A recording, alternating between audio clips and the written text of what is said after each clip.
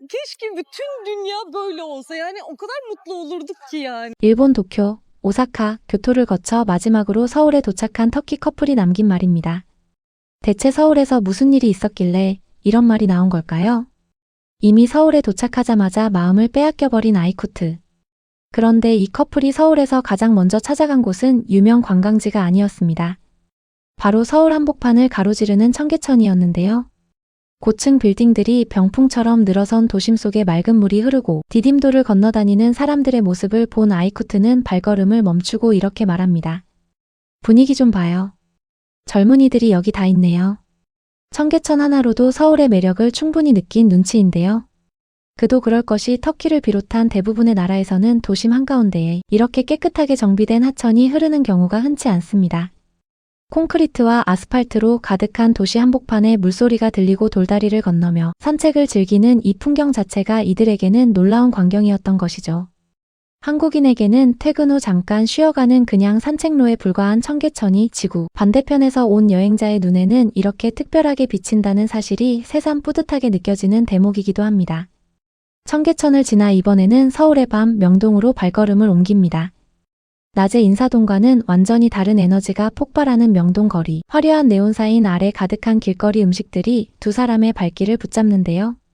그런데 이때 배툴이 발견한 것이 있었습니다.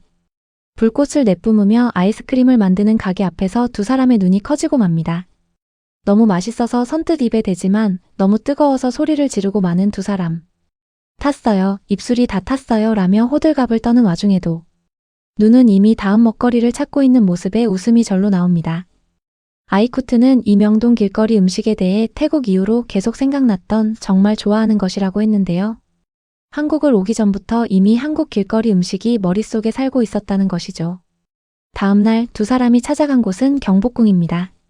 사실 두 사람은 처음에 이곳을 절이나 사원쯤으로 생각했다가 알고 보니 조선왕이 살던 궁궐이었다는 사실에 깜짝 놀라는데요. 그것보다 더 놀란 것은 따로 있었습니다. 경복궁에 도착했을 때 마침 수문장 교대 의식이 진행되고 있었던 것인데요. 처음에는 의식 동선에 방해가 됐는지 수문장에게 제지를 당하고 당황하기도 했지만 이내 행렬이 지나가자 자유롭게 구경하게 됩니다. 갑옷을 입은 수문장들이 일사불란하게 움직이는 장면에 두 사람은 그저 넋을 잃고 바라봤습니다. 게다가 입장료가 고작 3,000원이라는 사실에 두 사람은 또 한 번 놀랐습니다. 유럽의 역사 유적지들이 입장료만으로도 한 끼 식사를 훌쩍 넘기는 것과 비교하면 이 가격에 이 규모의 왕궁을 관람할 수 있다는 것 자체가 믿기 어려운 일이니까요. 터키에서도 이스탄불의 톱카프 궁전이나 아야 소피아는 관광객에게 꽤 높은 입장료를 받는 것과 비교하면 경복궁의 가성비는 이 두 사람에게 충격적으로 느껴졌던 것이 분명합니다. 경복궁을 나온 두 사람이 향한 곳은 광장시장. 이곳에서 이 커플의 서울 여행이 가장 뜨겁게 달아오릅니다. 아이쿠트 여기 다 있잖아요. 이제 여기서 밥 먹어야 해요 라며 흥분을 감추지 못하는 배툴. 넷플릭스에 소개된 냉면 할머니의 가게를 찾아가 냉면도 맛보고 만두도 맛보며 시장의 활기를 온몸으로 즐깁니다. Çok güzel yerler. Şu Netflix teyze nerede acaba? Ya Burada tam dedim ve karşıma çıktı. İnanılmaz. evet ya Betül. Herkes de burada yiyor bak. Bir sürü Yani insan var. ünlü işte ne yapacağım? 먹어보니 면 자체보다 함께 나온 김치가 훨씬 인상적이었다며 솔직한 소감을 밝힌 두 사람. 김치의 맛에 이렇게 진심으로 반응하는 외국인을 보면 어딘가 자랑스러운 기분이 드는 것은 어쩔 수 없네요. 그러다 광장시장 명물 호떡을 발견하고 두 사람의 눈이 달라집니다. 흑설탕과 계피가루가 녹아내리는 뜨거운 호떡을 한 입 베어 문 순간 배툴의 입에서 저절로 이 한마디가 나옵니다. 정말 전설이에요. 완전 반했어요.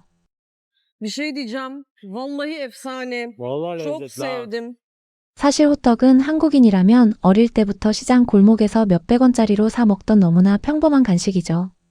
그 평범함이 외국인의 눈에는 이렇게 특별하게 보인다는 사실이 새삼스럽지만 뿌듯하게 느껴지는 대목입니다. 광장시장의 열기를 뒤로하고 두 사람은 북촌 한옥마을로 향합니다. 줄이 너무 길어 포장을 선택한 베이글을 동네 골목 귀퉁이에 앉아서 먹게 된 두 사람. 그런데 베이글을 구매하면 차가운 음료를 덤으로 준다는 사실에 두 사람이 탄성을 내지릅니다. 차가운 차예요. 무료예요. 무료. 유럽이나 터키에서는 베이글 하나가 이 가격이면 절대 음료가 따라오지 않는다는 걸 이 두 사람은 잘 알고 있었으니까요. 한국 카페와 빵집의 그 흔한 서비스 음료 하나가 이들에게는 감동으로 남았습니다. 그리고 북촌 골목을 걷던 아이쿠트는 문득 걸음을 멈추고 이렇게 말합니다. 서울이 산으로 둘러싸여 있는 게 진짜 마음에 들어요. 도심 한가운데에서도 사방이 산으로 에워싸인 도시. 우리에게는 너무 익숙해서 눈에 들어오지도 않는 그 풍경이 이 외국인의 눈에는 서울의 가장 큰 매력으로 남았습니다. 그리고 이 여행에서 아이쿠트와 베툴이 가장 오래 이야기하게 될 에피소드가 하나 있습니다. 지하철을 타다가 길을 잘못 들어 방향을 헤매고 있을 때였는데요. 지하철 안에서 처음 만난 한국인 아주머니가 메모지도 없이 자신의 손가락으로 창문에 글씨를 써가며 두 사람에게 방향을 알려줬습니다.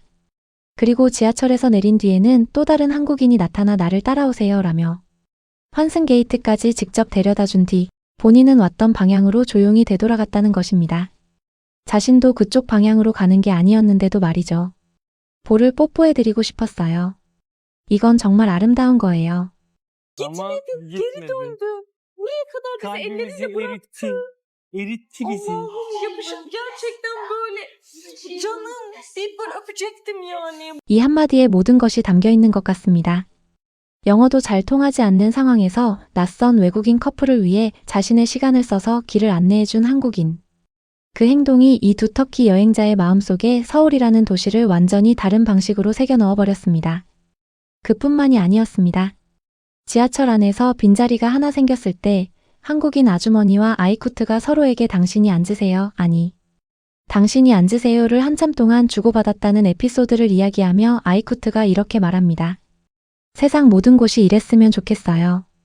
그러면 얼마나 행복할까요?